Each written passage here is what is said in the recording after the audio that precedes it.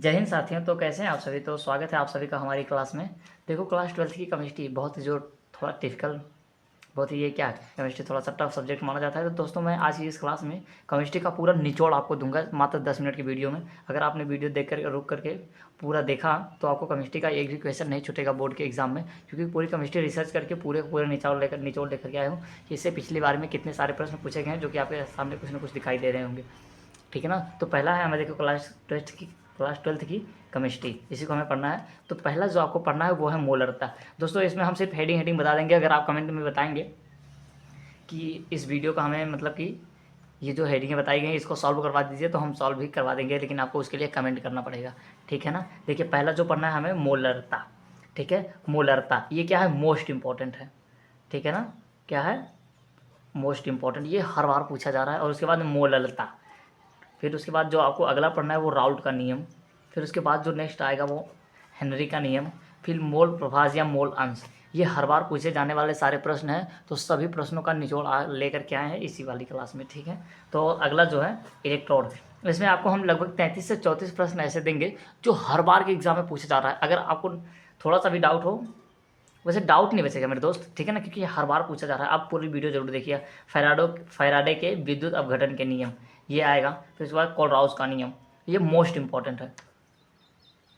ठीक है ना, ये हर बार से पूछा जा रहा है। फिर उसके बाद मोल चालकता, मोलर चालकता ये हर बार दिखा जा रहा है। और फिर जस्ट आगे चलते हैं। इतना समझ में आ रहा, आप स्क्रीन शॉट लेते जाइएगा कि आपको क्या पढ़ना है। वैसे हम एक एक क्लास करके फिर से समझाते हुए चलेंगे। ठीक है, देखते हैं विशिष्ट चालकत्व या फिर चालकता, ये हर बार से मोस्ट इंपॉर्टेंट है। ये ऐसा हो ही नहीं सकता कि ये 12th की केमिस्ट्री के एग्जाम में ये ना पूछें। ठीक है। फिर उसके बाद इलेक्ट्रोड विभव, ये क्या है, वेरी इंपॉर्टेंट। फिर उसके बाद सेल का विद्युत वाहक बल ये पूछेगा। फिर उसके बाद वेग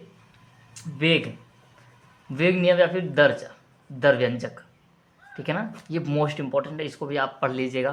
फिर उसके बाद आता है अपक्रिया की कोटि ज्ञात करने की विधियाँ, यानी कि जिसे हम लोग क्या बोलते हैं IUPAC, उस प्रकार की कुछ ये। फिर अर्ध आयु काल, ये हर बार से पूछा जा रहा है। प्रथम कोटि की अभिक्रिया एंड द्वितीय कोटि की अभिक्रिया। ठीक है ना, ये क्वेश्चन में देगा जरूर, प्रथम कोटि की अभिक्रिया और नेक्स्ट अगला आ जाएगा आपका, ठीक है, द्वितीय कोटि की अभिक्रिया। ये ऐसा हो ही नहीं सकता कि ना पूछे। ठीक है ना, आपको इसमें थोड़ा सा भी शक नहीं होना चाहिए, क्योंकि ये बहुत ही ज़्यादा निचोड़ करके लाया गया क्वेश्चन है। ठीक है ना। फिर उसके बाद आता है शून्य कोटि की अभिक्रिया, ये भी क्या है, मोस्ट इंपॉर्टेंट है। अभिक्रिया की आणविकता, इसको आप पढ़ लीजिए। डी ब्लॉक के तत्व देखिए, केमिस्ट्री अगर आप 10th से पढ़े ही होंगे तो आपको 10th में पूरा का पूरा पीरियोडिक टेबल याद करवा दिया गया होगा। अगर याद नहीं करवाया गया है तो हम आपको सारे के सारे तत्व जो है अब एक एक वीडियो करके धीरे धीरे लेकर के आएंगे। डी ब्लॉक के तत्व, लिगेंड का नियम, ये सारी, ठीक है ना, ये सारे के सारे क्या करेंगे, समझाते हुए चलेंगे। तो डी ब्लॉक के तत्व ये पढ़ लीजिएगा। फिर उसके बाद लेगेंड, फिर उसके बाद ये लेंथेनाइड तथा एल्टिनाइड, ठीक है ना, एक्टिनाइड, लेंथेनाइड तथा एक्टिनाइड, ये पढ़ लीजिएगा। ये क्या है, बहुत ही ज़्यादा ज़रूरी है, ये हमेशा से पूछा जा रहा है। फिर उसके बाद उपसह संयोजन